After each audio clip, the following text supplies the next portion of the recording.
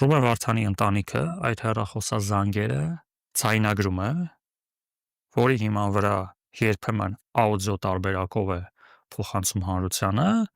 երբեմն գրավոր, այսինքն ավելի պարզ որ ասենք, տեղի է ունենում հեռախոսազանգ։ Հիմա ձեզ ինչ-որ մեկը զանգահարում է ձեր հեռախոսին։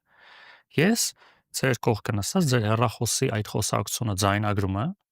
Դե տեխնիկապես Չէ, հասկանալի է։ խոսքը դրա մասին է։ Հիմա թե սա տեխնիկապես, որովհետև շատերը ինչ որ սկսում են դավադրությունների տեսանկյունից, թե Ռուբեն Վարդան ինչ-որ ուղերձներ է, ուղերձներ չի ուղարկվում։ Բացառապես սահմանված կարգով հեռախոսազանգերի ընթացքում տեղի ունեցող խոսակցություններից բնական է որոշակի հատված, այդտեղ ընտանիքի հետ շփվելուց բնական է զուտ անձնական ընտանեկան խոսակցություններ են լինում,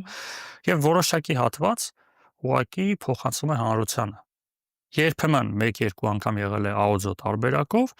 իսկ այն մի քանի անգամ էլ որ վերջերս էլ որ լինում է, դա տեքստային, հա, էլի ձայնագրությունից հետո էլի տեքստի տարբերակին է բերվում Ռուբեն Վարդանի խոսքը, որը տեղադրվում է տարբեր հարթակներով։